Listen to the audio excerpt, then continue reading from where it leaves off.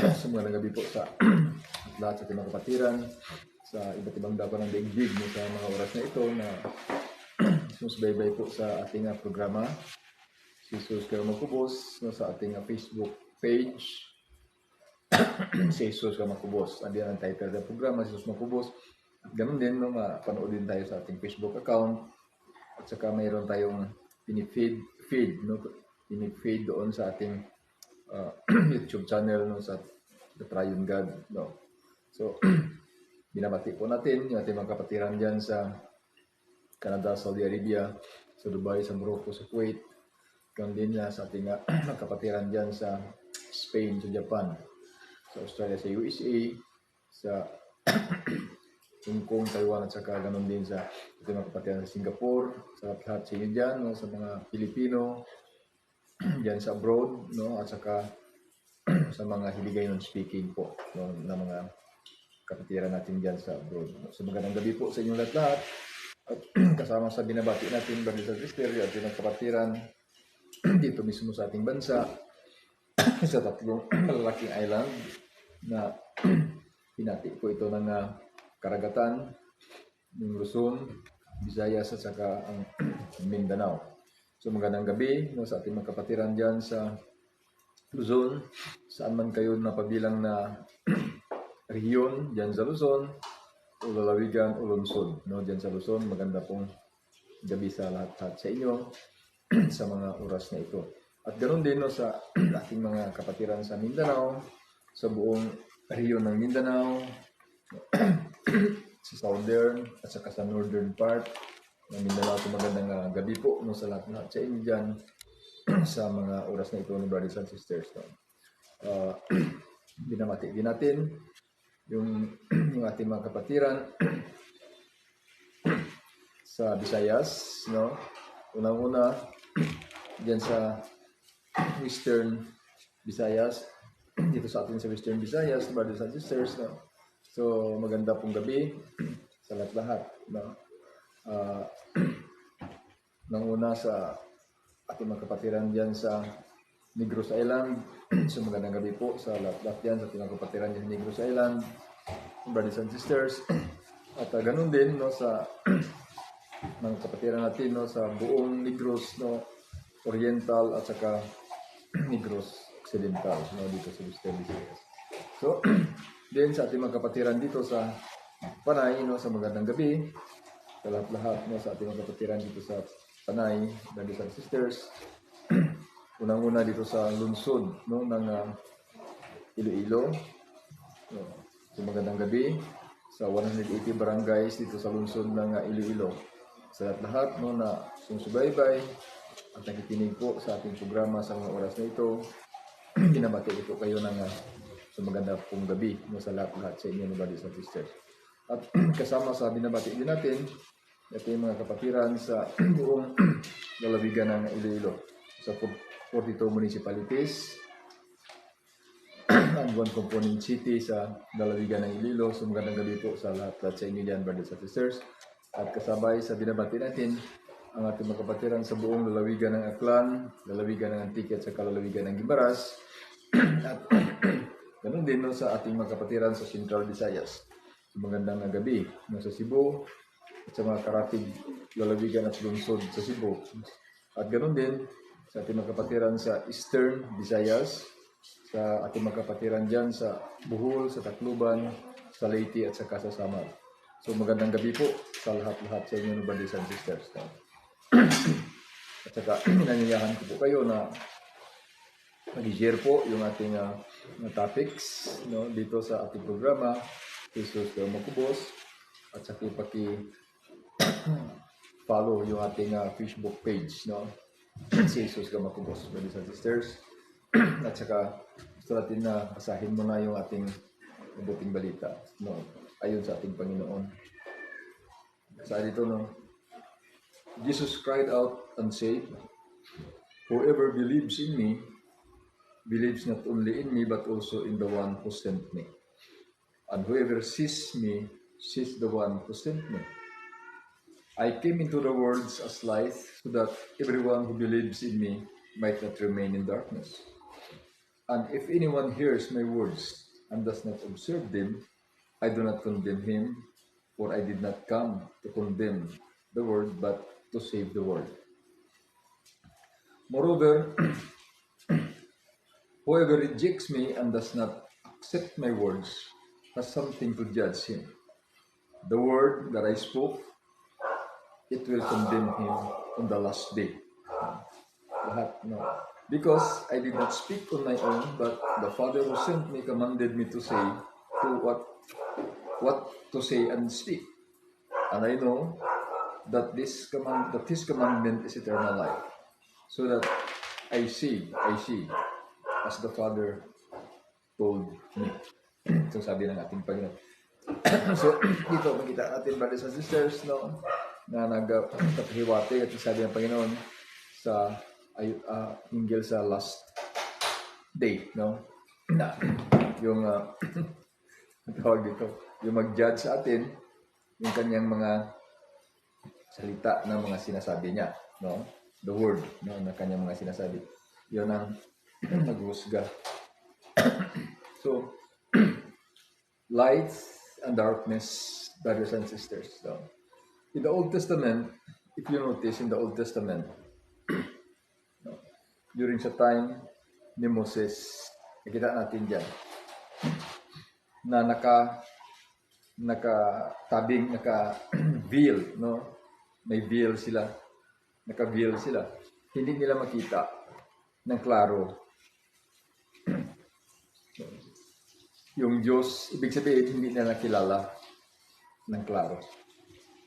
Ngayon, sinasabi ni Jesus dito, ang nakakita sa akin ay nakakita sa Ama. So, ibig sabihin, ang nakakilala sa akin, nakakilala sa Ama. To see and to know is the same. To see God and to know God is the same. So, kaya sinasabi ni Jesus dito, no? Kaya, napakasimple. Kung makilala natin si Jesus, ibig sabihin, kilala natin yung Ama. At saka siya yung life na, no, siya yung liwanag na magbubukas sa ating isipan upang makilala natin yung Diyos. Kasi ang pagkilala sa Diyos ay nang nahulugan ng buhay na walang hanggan. Ibig sabihin, life full of happiness, no, eternal happiness. So, yun yung brothers and sisters, no? Kaya yung pinaka-importante dito, in our journey, no, in our journey towards the end, no, towards the end. Kasi alam natin sa last judgment, no, sinasabi din ng Scriptura, sinasabi din ng Panginoon, may buhay o may patay. May patay o buhay, no? Buhay ka man o patay ka man, pagdating ng last judgment, talagang gagawin talaga yan. At yung kanyang mga salita, no, na sinasabi, yun ang husga sa atin. Kaya yun napapansin natin, brothers and sisters, napapansin natin yan, yung kanyang sinasabi. Kaya, kung ililihis natin yung ating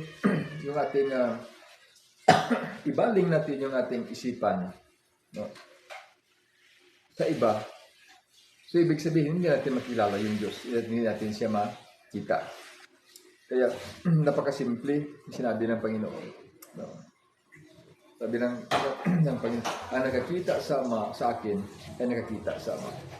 Kaya nga, San Pablo nag-conclude, kung si San Pablo, na si Jesus ang makita na larawan ng hindi makikita na Diyos. So, ibig sabihin, pag nakita mo si Jesus, nakita mo ang hindi makita na Diyos, ay makita pag nakita si Jesus. Kaya, brothers and sisters, no, ito yung pinaka-goal natin dito. To know Jesus and to follow Him. No? To not only to follow, no, Him, no, in all no aspect of life. Kaya ulit-ulit ko dito, no, kasi ito yung gusto ng Diyos na masunod yung kanyang kalooban.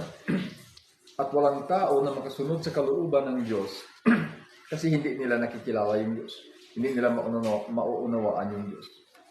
Kaya ang ginawa ng Diyos, nagpakatao siya upang i-demonstrate sa tao ang gusto niya. Ipakita sa tao ang gusto niya. Ito yung gusto ko. No? Kaya nagpakatao para mapakita, ito yung gusto ko.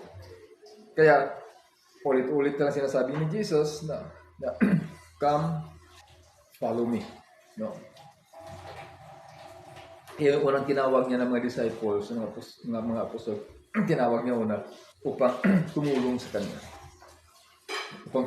Upang tulungan siya sa kanyang trabaho gagawin dito, brothers and sisters. No, binanggit ko na sa inyo, nakaraan pa yung kalooban ng Diyos na ginawa mismo ng ating Panginoong Jesucristo bilang isang totoong tao. Then, gusto niya na sundin natin siya bilang isang tao. Bilang isa siyang tao, sundin siya ng tao. Ngunit, may tutulong sa atin dahil hindi natin makakaya kung sundin natin siya, hindi natin makaya na sundin siya.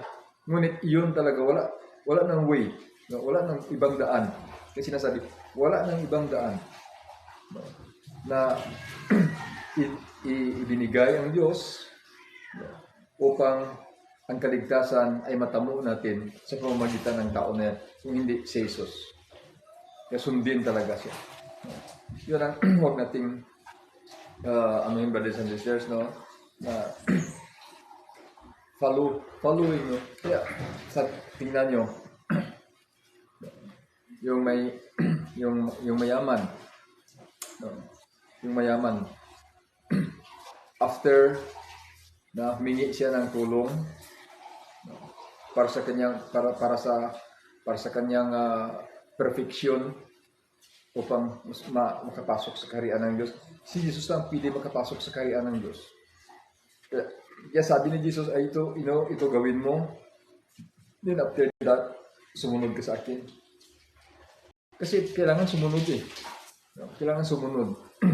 Pag hindi sumunod, ibig sabihin kahit ano pang yabang natin dito, walang mangyayari. Kaya, importante sana yung ating tuturo, palagi. Ipasok talaga natin yung katuruan na kung saan may relation sa salvation, brothers and sisters. But before that, nakikita nyo ang Isaiah chapter 11. Isaiah chapter 11. So, sa Old Testament, yung propeta, naipinta yung kanilang national future. Ang propeta na si Isaiah. May kita natin dyan, na ang actual revert of the nation of Israel. Sa ating panahon ngayon. Kaya makikita natin ito, brothers and sisters, ito yung isa sa, bakit binanggit ko ito? Bakit isa ito sa mga sign, sa last days, isa ito sa mga sign sa last days, na makita natin dito, yung kanyang promisa, nasa bandang huli, anong gawin niya? Tubusin niya uli yung Israel kasi na-scattered yung Israel sa four corners of the world. Scattered sila. Yung Israelites, scattered sila. So, kung basahin natin, hanap ako ng Tagalog na scriptura, wala ko mahanap, siguro iligay. Kasi mas parang translate na natin sa Tagalog. Sa English, okay din. Ngunit, mas mabuti yung diretso na hindi natin mag-interpret. Ibig sabihin niya. Dito, tingnan natin, brothers and sisters. May lima dito na sinabi ang propeta hinggil sa Israel. So, kung maalala nyo, may participation pa nga yung Philippines dito eh. no, sa pagbalik no ng state no sa estado ng Israel. Napabalik no na mapabalik yung Israel na isang estado, isang state, isang nation. Kasi nakuan talaga sila. So una-una ang sinabi dito na Isaiah na propeta, tagal-tagal ng panahon na, no? Ilang years, ilang century, no? Yung Israel na na tawag yan, na scattered sila.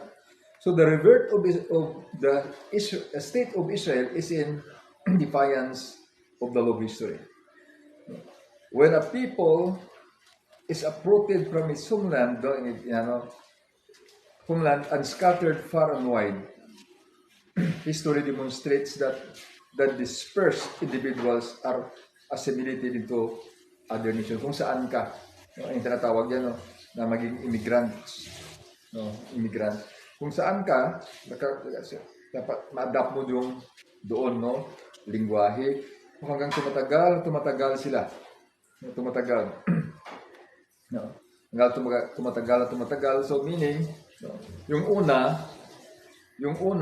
mga alam nila, alam talaga nila, wala silang kaalam-alam doon sa kanilang lugar na pinupuntahan, no? Ngunit unti-unti ma-adapt nila. Then yung mga isinilang doon sa kanilang lugar na pinuntahan nila, wala talagang kaalam-alam doon sa lugar na pinanggalingan nila. Ngunit ito yung kaibahan sa kanila sa Israel. No? Minimaintain nila yung kanilang kultura. No?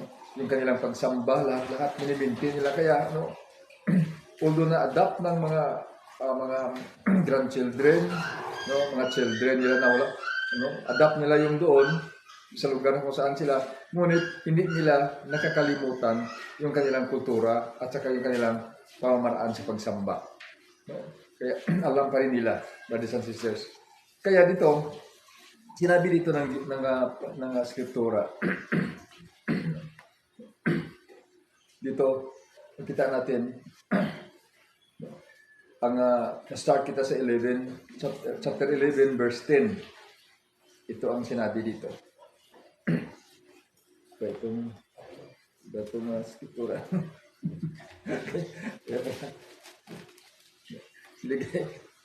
Niligay nuno natin. Sabi dito ng Skriptura, sa sadtong adlaw, ang Ginoo magabutang liwat sang iya kamot sa ikaduha sa pagbawi sang salin sang iya katawhan nga mabilin gikan sa Assyria, sa Ehipto, sa Patros, sa Kusa, Ilam, sa Sinar, sa Hamat, kag sa kapuluan sang dagat. Mano, ibig sabihin, no, dito makita natin, no, redemption, no, redemption, una-una. Sa atong adlaw, ang gamot ni GC, no, balaan nato si GC, tatay ni David. Ang gamot ni GC, magatindog subong nga hayahay sa mga katawhan sa iya, magapangita ang mga pungsod, kagang iya palahuwayan mangin mahimayaon. So, okay, the root of GC, no, diyan makikita, no, darating ang panahon, no, yung mga scattered, no, mga tao ng Israel, no, ay tubuson, itubusin ng Diyos. Ito yung na-prophesy, no, tubusin niya. Ito na nangyari. So, brothers and sisters, natupad ba ito? No, natupad ba ito? Natupad ito, brothers and sisters, no, sa ating panahon. Sa atin ang panahon ngayon. Kaya, inano ko lang dito yung mga sign na, then, no, redemption, no, then, second, regathering, no. Dito, ang verse 11 to 12, no. Sa sadtong adlaw, ang Ginoo magabutang liwat sang iya kamot sa ikaduha sa pagbawi sang salin sang iya katawhan nga mabilin gikan sa Assyria. No, okay. Puno niya, kaon niya. Sa Ehipto, sa Patros, sa Kusa, Ilam, sa Sinar, sa Hamat, kag sa kapuluan sang dagat. Then, sa verse 12, magapatindog siya sing hayahay tungod sa mga pungsod kag magatipon sang mga sinikway gikan sa Israel. Kag magatipon sing tingob sang mga nag-alaplaag sa Huda gikan sa apat ka pamusod sang buta. May riga diring, no? Redemption, then riga diring. At saka brothers and sisters, no? Yun, sinabi ng Panginoon yan habang yung mga Israelites ay sa diaspora, no, kalat sila. No? Sinabi ng Panginoon, at saka sinulat ni Isaiah na propeta, yung propesiya na ito. At kailan ito mangyayari? At kung mangyayari ito, yun na makita ninyo. Yung sign of, no, ito na, yung last. No? Then, ang pangatlo dito, brothers and sisters, no, reunification, kasi nagkagulo-gulo din ito sila, 12 tribes nito eh. Gulo-gulo din, no? Kaya may reunification sila para mag-isa sila. Dito sa verse 13, sabi dito, ang kahisa man sang Ephraim madula kag ang mga nagapainit sang Huda papason. Ang Ephraim hindi na magkahisa sa Huda, kag ang Huda hindi na maggamo sang Ephraim. So may reunification sila, brothers and sisters. Matribo na. 12 tribes. May reunification sila kasi isa silang misyon. Ngunit, no, nagkaroon sila ng hindi pagkaunawaan during this time. No? Ngunit, magkaroon ng reunification sila. No? Sa verse 13. Ngayon, no, dito sa verse 14 and 15, no, makikita natin dito kung paano mag-revenge, gaganti yung Israel. Basahin natin ang verse 14. Apang magahugpa sila sa abaga sang mga Filistinhon sa katundan at tihon nila sing tingob ang mga anak sang sidlangan, untayon nila ang ilang mga kamot sa Edom kag Moab, kag ang mga anak ni Amon magatuman sa ila. Pati malos tawag sa revenge sa English at sa Tagalog gumanti sila, no.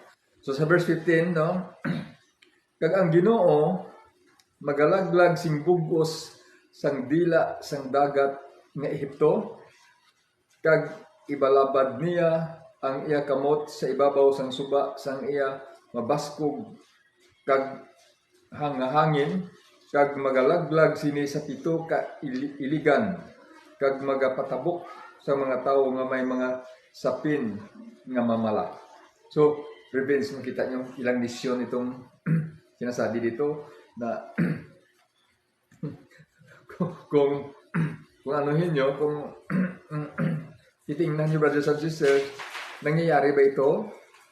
No. Nangyayari ito. No. At saka dito sa verse 16, no, sinasabi, refuge. Kag may dako nga dalan nga sasalin sang iya katawhan nga mabilin gikan sa Assyria, kaangay nga may dira sa Israel sadtong adlaw nga nagtaklad siya gikan sa duta sa Ehipto. May salin, may natira siya mga katawhan, no? May maiwan gikan sa Assyria. So ibig sabihin, no, ito yung mga refugees. At saka kung mapapansin niyo, brothers and sisters, nangyayari talaga ito. At kaya binanggit ko ito, brothers and sisters, kasi ito yung mga tanda. 6 generations, tingnan nyo, 6 generations yung Israelites ay nagkalat sa iba't ibang panig ng daigdig. At saka tingnan nyo, no? Pinahirapan sila, ngunit may time, sabi ng Panginoon, na tubusin ko sila. May time na ipunin ko sila. No? Ipunin ko sila.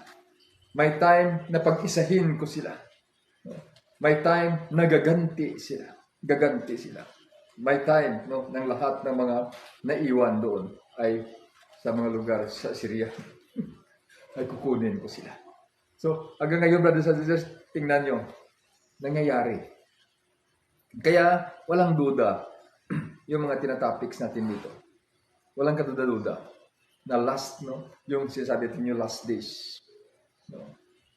Isa na lang, isa pa yung sign na dapat natin makikita dito. No. Andiyan sa Romans chapter 11. No. Sa Romans chapter 11, na, no, yung mga elder brothers natin, kaya sa kanila, brothers and sisters, no, pumapailalim na sa Panginoon, sa ating Panginoong Jesucristo. No. Yung lahat ng mga Gentiles, lahat ng mga Gentiles, lahat ng mga hindi belong dito sa Israelites, mga chosen, no. Lahat, ang lahat ng mga tao ng Diyos, lahat ng tao ng Panginoong Jesucristo na hindi napabilang sa mga Hudyo, no, mag-gather na lahat, no, mapapasok na sa kanyang ship pen. Ibig sabihin, makapasok siya sa kanyang ship pen, then, no, ito sila, no, yung kung saan ang galing yung Panginoon, saan ang galing sila Pablo, saan ang galing sila Pedro, no, doon. No. At kung mangyayari na yon, na kung saan sila na pinanggalingan na ni Jesus, pinanggalingan na ni Pedro, ni Pablo, no, ay kilalanin na nila ang Panginoong Hesukristo, na siya ang tagapagligtas, na siya ang Messiah, na siya ang pinadala. Pag magdumating ang panahon na yun na, brothers and sisters. yun na. No, yun na sinasabi dito sa Scriptura sa atin. Kaya kung mapapansin nyo, connected eh. No, nangyayari na talaga, kaya wala talagang times ngayon na ilihis natin yung ating mga teachings, yung ating mga pangangaral, no, sa hindi kailangan ng tao. No. Pwede, no, ibigay natin yung gusto nila at saka ibigay din natin yung kailangan nila. Hindi ba? No. Kaya ganun yun. Kahit sa atin, alam natin, marami tayong gusto. Ngunit, ang lahat ng mga gusto natin ay hindi naman natin kailangan. Kaya yung kailangan talaga natin, kung minsan hindi natin gusto. Hindi ba? Kaya yun, brothers and sisters, in terms of preaching and teachings about the good news, about salvation, maraming hindi natin gusto. Ngunit, yun ang need natin. Yun ang kailangan natin. Hindi natin gusto, pero yun ang kailangan natin. At yung kadalasan na gusto natin, ay hindi naman pala natin, hindi rin pala natin kailangan. Ngunit hindi naman bawal. Hindi naman siya bawal. Ngunit kahit wala yan, no, pwede pa rin. Mabubuhay pa rin tayo. Kagaya dito sa ating sarili. Kahit wala kang sasakyan na personal na sarili, no, buhay ka pa rin. Makatravel, makarating ka pa rin doon sa puntahan. Puro iba kung mayroon ka. Kaya hindi rin mali. Ngunit, no, pag iyon ang ginusto natin na makuha at hindi natin makakayang kunin, hahanap tayo ng paraan. Baka hindi mabuting paraan yung ating gawin upang makuha natin yung gusto natin. The same sa pangaral, brothers and sisters. Alam ng teachers, alam ng preachers kung ano yung gusto ng tao. Alam niyo yung anong gusto ng tao. Kaya, no, kadalasan, pag gusto ng tao, yung ibibigay ng preachers, ang daming tao. Ang daming tao nag-attend. Ngunit, after that, pagkatapos niyan, nakuha niya yung gusto niya. Ngunit, kailangan ba talaga niya yon in terms of salvation? Kasi, yung pinaka natin dito sa daigdig, na ang primary task natin dito sa daigdig, brothers and sisters, na ma-restore ang image and likeness of God in us. The primary task ng ating Panginoong Jesucristo dito, no, is to, pag sabi din, para iligtas tayo, general term, no, iligtas tayo. Okay, iligtas tayo. Pero paano? May mga meaning kasi, may mga meaning kasi sinasabi. Pag sinabing cross, sufferings, no, then blood. May mga meaning yan. May mga meaning yan. So, ibig sabihin, ang primary task ng misyon ng Panginoon dito, na inutos ng Ama sa Kanya, ito. Sinabi natin na nakaraan. Na iligtas tayo. Kaya nga ngayon sinabi niya diyan sa gospel, no? Na pag di siya makinig sa aking salita, hindi ko pa rin kayo husgahan kasi no, naparito ako no, not to judge the word but to save the word. So, ibig sabihin maging persistent lang siya sa kanyang mission, sa kanyang ginagawa. So ito, brothers and sisters, yung sinasabi natin dito, na yung pagdating nating Panginoong Jesucristo dito para ipakita sa atin, ipakita sa tao, ito ang dapat gawin ng tao upang makabalik siya sa Diyos. Makabalik sa Diyos. Kasi pag hindi na-restore yung likeness ng Diyos sa tao, ay hindi talaga pwede makabalik sa Diyos. Hindi talaga pwede makapasok ko. Kaya ito yung nawala sa atin. Ito yung nawala sa atin. Kaya ito yung ating nilalakad dito. Nagdo-journey tayo dito sa daigdig na ito. No? Hindi natin alam na yun pala yung pinaka-purpose yung ating paglakbay dito. Yung ating paglakbay, journey natin dito na ma-restore, mabalik, ma-recover, yung likeness ng Diyos sa atin. At saka iyon ang ginawa ng ating Panginoong Jesucristo. Yun. Para ipakita sa atin yung likeness ng Diyos sa tao. Kaya nga sinasabi niya, ang nakakita sa akin ay nakakita sa Diyos. So, parang sinasabi niya, ang nakakilala sa akin ay kilala din niya yung Diyos. Kilala niya ako, kilala niya rin ang Diyos. So, ibig sabihin, brothers and sisters, yun ang restoration ng likeness sa atin, na makilala natin ang Diyos. So, ngayon, yun ang trabaho ng ating Panginoong Jesucristo. Kaya, yung kanyang paghihirap at kamatayan sa cross, yun ang daan.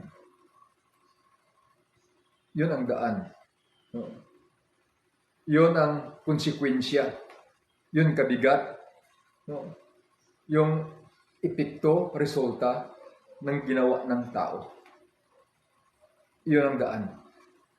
Kaya, brothers and sisters, kung hindi in-demonstrate ng Panginoon yung daan pabalik sa kaharian ng Diyos, sino makaalam, sino nakakaalam nun? Wala. Kasi lahat tayo iiwas doon eh. Walang tao na gusto mangyari yung ganun sa buhay niya. Kaya walang maliligtas. Kaya itong sinasabi dito, na si Jesus is the only, na sabi dito sabi ni St. Luke, no, dito sa Acts of the Apostle, ito sabi niya, 4:11, this Jesus is the stone rejected by you, the builders, which has become the cornerstone. There is no salvation through anyone else in all the world, No other name has been granted to mankind by which we can be saved. Wala na. Siya lang. Kaya siya yung perfect, no? Na nag-demonstrate, na nagpapakita sa atin kung paano ang tao maligtas. Yun talaga yung daan. Yun ang daan, brothers and sisters. No? Yung dinaanan ni Jesus, yun ang daan. Pabalik doon sa. Kaya sinabihan niya si Tomas, sinabihan niya ang kanyang mga akala ni Jesus, alam na ng kanyang mga disciples. Tagasunod kasi. Kaya sinabi niya dito, tingnan nyo. Ang sabi ni Jesus, set your troubled hearts at rest. Huwag kayong magguluhan. Huwag kayong don't worry. Trust in God always. Trust also in me. Sabi ni Jesus, there are many dwelling places in my Father's house. If it were not so, I should have told you. For I am going to prepare a place for you, and if I go and prepare a place for you, I shall come again and take you to myself, so that where I am, you may be also. And you know the way I am taking. Kita dito, brothers and sisters, no? Sabi niya, and you know the way I am taking. At alam niyo yung daan na aking daanan, alam nyo, no? And you know the way I am taking. Ang daanan na aking, no? Alam nyo. Ngunit, tingnan nyo, brother, sa Thomas said, Lord, we do not know where you are going. So how can we know the way? No. Thomas said, Lord, we do not know where you are going. So how can we know the way? Hindi namin alam kung saan ka pupunta. Paano namin malalaman yung daan? Okay? No? Sabi niya. So Jesus replied, I am the way, the truth, and the life. Okay, ito pa, ito pinakamabigat. No one comes to the Father except by me. So nakita yung brothers and sisters. Ngayon, huwag natin pasahin yung tao. Na pag maniwala tayo na si Jesus ay namatay na, no, ibinuhos niya ang kanyang dugo, no, kaya paniwalaan na lang natin yun. Na yun ay ginawa niya yun upang iligtas ako. Wala na akong dapat gawin, wala na akong gagawin, kundi sa pamamagitan ng siya na nagbayad lahat. So brothers and sisters, kanino masyado makitid yung paunawa. Makitid yung paunawa natin.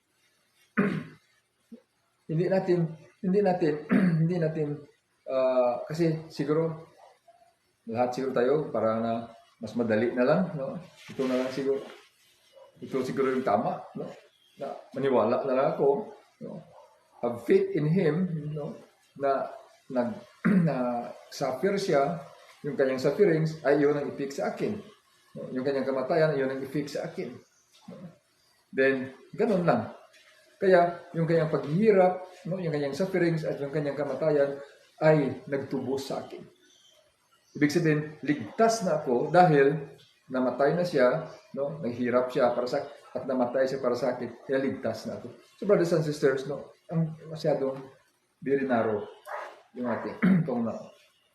Hindi natin napapansin palagi ang sa dulo ng sinasabi ng Panginoon, follow me. Sa lahat na everybody who seeks salvation, and then, no, come to Jesus and ask, then, si Jesus palagi sasabihin, no, follow me. Sunod ka sa akin. Yan palagi sinasabi. Sunod ka sa akin.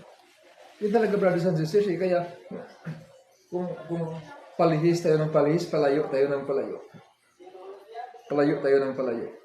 Kaya ito, sinasabi ko dito, mahanap tayo humihingi tayo ng mga sign sa Panginoon. Kaya ito binigay niya sa atin ngayon, yung history ng Israel. Na wala pa nangyari sa ating panahon ngayon nangyari. Yung redemption, yung regathering, no, yung reunification, yung revenge, no, at saka yung mga natitira, yung refugees until now, no. Until now, brothers and sisters, no, dapat mapabalik na yung hinihingi. So, sa ating panahon nangyayari ngayon, kaya wala na, ito na yon, no, wala yung prophecy, yung prophetic message ni Isaiah na binigay ng Panginoon ngayon nangyari, at wala na, hindi na mangyayari uli kasi intact na yung Israel, nasa estado na, nakatulong pa nga yung Philippines doon para magpabalik sila sa isang bansa, no? Di ba nakatulong pa yung Pilipinas doon para magpabalik yung Israel na magiging sa isang bansa sila uli kasi nawala sila Kaya itong propesya na ito, no, nangyari sa ating panahon, brothers and sisters. Halos sa contemporary natin, no, yung fulfillment nitong propesya dito sa Isaiah chapter 11. So makita niyo, brothers and sisters, no, halos magkakuha natin contemporary. Kaya ano pa? Hintay ka pa na mangyayari pa itong Isaiah 11, 10 to 16. Nangyayari na nga. Sa ating panahon ngayon, ito na nangyayari na. So, ibig sabihin, no, na-fulfill na yung prophecy. Kaya, ito na yun. Ito yung mga sign, brothers and sisters. Then, good evening sa ating mga kapatiran dyan sa Pabiya, no? Susubaybay sa atin. Then kay Sister Vic, no, Dunyo, from Barbaza, Antique, no? God bless sa inyo dyan sa Barbasa at sa buong lalawigan ng Antique, lahat-lahat na susubaybay po sa atin yung programa dyan. Din kaya Sharon, no, Magan de la Piña, kaya Sister Marivic, Kakay, kaya Sister Julie, no, De Paz, no? Good evening. Then kaya Sister Ruby Rusan Deloso, at saka Sister Enni Ladmem, no? Good evening. At saka kay Sister Annalyn Montaño, yung Marivic, no? Then kay Sister Veronica Sumido Salarda, at ganoon din kay Sister Rosemary Aculbi Frias Clabaton, at kaya Brother Joven Lapurga Pinida, ganoon din sa kay Brother Alex Estevis Gilan. So, good evening sa inyo na sumusubaybay po sa ating ngayong gabi. So, yun ang sinasabi natin dito, no, brothers and sisters, na ito, ano bang sinasabi dito sa ano? If all prophecies fulfilled, no? Ang Matthew 24:33. Pag lahat ng mga propesya ay magaganap, yun ang mga sign. 33, itong nakasabi. 32, 33. In the same way, when you see all these things, you may know that the end is near at the very door. Lahat ng prophecy, all prophecies fulfilled. Then, isa doon sa natin, yung deteriorating attitude ng mga tao. Deteriorating attitude ng mga tao. No? Na nakita ni San Pablo pag dumating yung panahon, nakita ni San Pablo. Deteriorating attitude. Dito sa chapter 3, no, ulitin natin basa ito. Sa letter of St. Paul to Timothy, second letter of St. Paul to Timothy. So ito, Kasi para hindi mawala sa ating isipan. Remember, the final age of this world is to be a time of turmoil. Kaya, kailan pa ba yung final age? Kailan ba yung final age itong daigdig natin? Tanungin nyo sarili nyo. Kailan ba yung final age? Ibig sabihin ng final age, hindi ba sinasabi ito, end of the age? No. Hindi sinasabi ito, end of the age, but ang sinasabi dito, final age. So, ibig sabihin, dyan sa final age, dyan na yung end of the age. Hindi ba? So, ito yung mga sign. Sinasabi dito. Una-una, dati yung sign ng redemption ng Israel, regadiring, then, ang reunification, then yung kanilang revenge.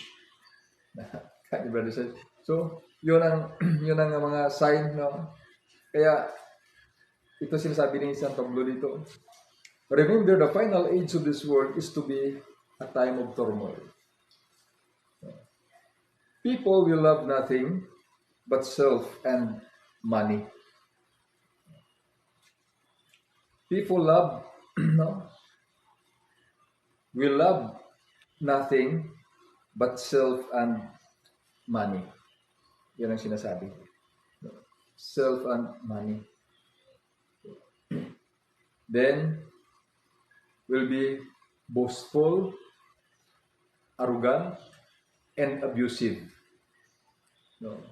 Disobedient to parents, devoid of gratitude, piety, and natural affection. They will be implacable in their hatreds, scandal mongers, uncontrolled and violent, hostile to all goodness, perfidious, foolhardy, swollen with self-importance. They will love their pleasure more than their God. So, while considering the outward form of religion, they are standing denial of its power. Keep clear of them. So, ito, yung mga sign. Mga sign, brothers and sisters, sasabi natin. Kaya, pag nangyayari na ito lahat, yung lahat ng mga sinasabi dito sa Skriptura, pag nangyayari na ito lahat, ibig sabihin, ito na yung hudya. But, even si Jesus sasabi, but hindi pa ito ang katapusan. But it is not the end. But, all of those things, written in the Scriptures and now fulfilled are the hudyat or the sign. Kaya, ito yung hinaan natin na dapat naging seryoso. Sana tayo. Na hindi lang palagi doon. Pag pinaasa natin yung tao kasi, maasa talaga. Kasi, pag naniniwala na yung tao, sa kanyang kapwa-tao, pag yun anong paasahin mo, ay asa na yun. Kaya, malingat tayo. Kaya, kasi, bigla lang sinasabi ni St. Peter diyan sa kanyang epistle, diyan sa chapter 3, ng 2 Peter din natin, 2 Peter dito, na sinasabi dito, magulat tayo. Magulat tayo. Kasi ito din yung mga sign, First of all, note this. Ito pa yung isang mga sign. First of all, note this. Iba yung reminder ni advice sa Pablo, yung reminder ni kay Timothy. Iba rin yung reminder dito ni Peter sa buong sangkatauhan. First of all, note this, in the last days there will come scoffers who live self-indulgent lives. They will mock you and say, palagi nililigaw. Nililigaw. Ano sabihin nila? Ngayon, anong nangyari sa promisa niya? Tinutukoy niya si Jesus. Anong nangyari sa promisa niya? Nababalik siya. Nangamatay na yung aming mga ninuno. Hanggang ngayon, ganun pa rin. Wala rin nangyari. So, ibig sabihin, maliligaw ka dyan kasi wala naman. Totoo, wala naman eh. Kaya ito yung gagawin natin. Sige, okay lang, gawin natin ito kasi wala pa naman. Ngunit, ito yung sinasabi dito. So, sabi ni Peter ito, huwag tayong paligaw. Huwag tayong mag-ano lumigaw ng ating atensyon, ng ating focus, brothers and sisters. Kasi sabihin, wala pa. Hanggal pa yan. Pa muna tayo. Gawin muna natin ito. Ngunit, ang danger dyan is bigla na hindi tayo prepared. Kaya sabi ito, but the day of the Lord will come like a thief. On that day, the heavens will disappear with a great rushing sound, the elements will be dissolved in flames, and the earth with all that is in it will be brought to judgment. Okay, So, ibig sabihin, yan ang sinasabi dito, ni San Pablo. Dito sa Pedro, at saka ni San Pablo, at saka si Jesus mismo. Na makita niyo ito, mga sign ito. But, huwag kayong mataranta. Sign lang ito. Mga sign ito. Pero, hindi pa ito matatapos. Kundi, ito ay mga sign. Sana, mga sign na ito ay nagsilbing babala para sa atin. Na mag-prepare. Kasi, inulit niya dito, but the day of the Lord will come like a thief. Like a thief. So, kaya, pag nililigaw natin yung isipan ng mga tao ngayon, sa mga ibang bagay, although katuruan din ng Panginoon, katuruan din lahat ng Panginoon. Ngunit, malayo yung relasyon niya para sa preparation, para sa kaligtasan. Kasi, iba kasi, magulo talaga yung nakakatakot talaga yung niya eh. Pag dumating siya eh. Di ba? Nakakatakot.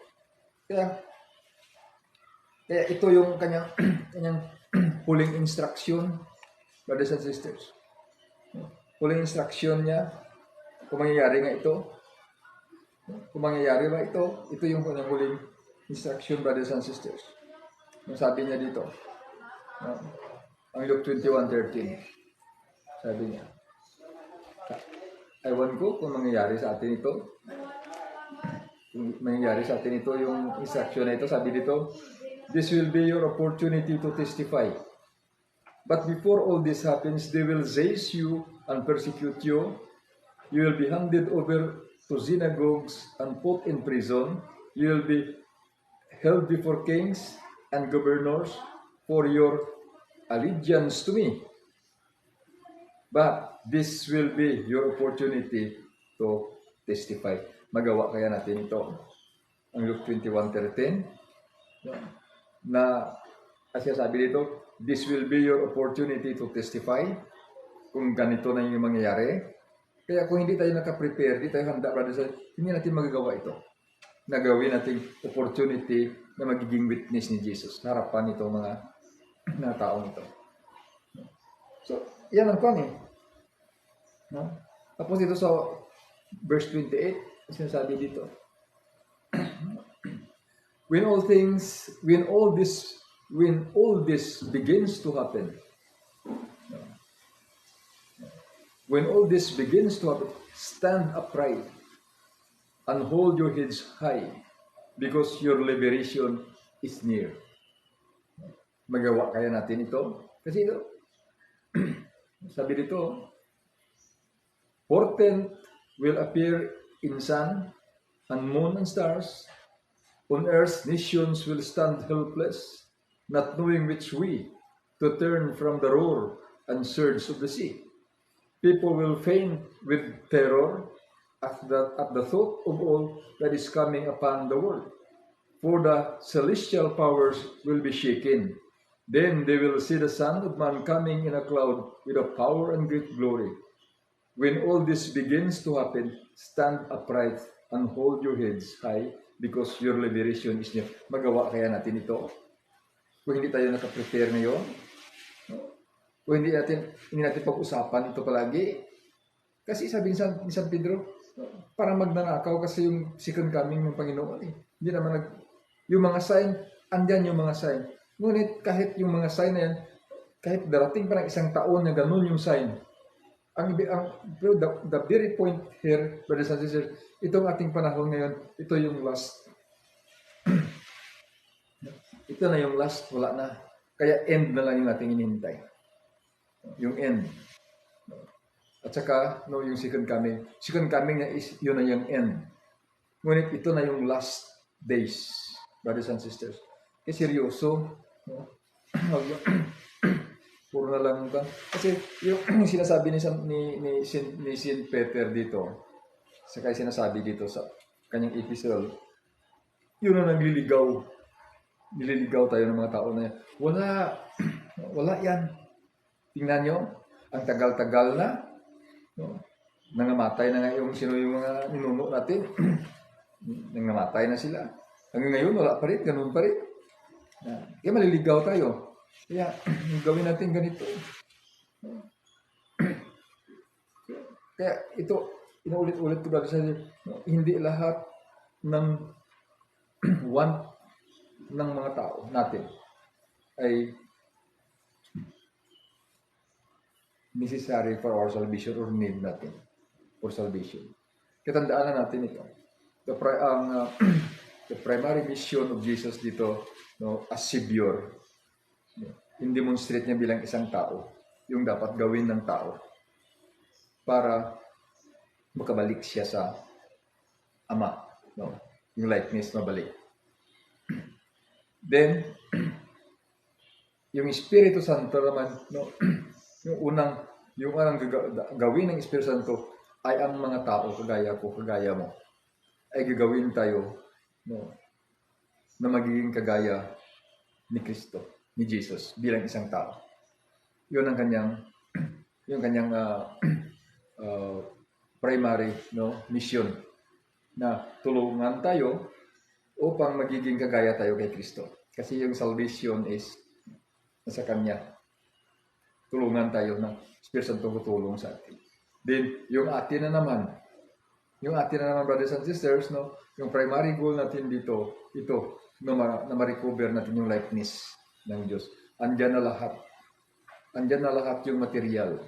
Andyan na lahat yung pangangailangan. Yung likeness ng Diyos, nakikita na natin kay Jesus bilang isang tao. Ang likeness ng tao sa Diyos na hindi makikita na natin kay Jesus.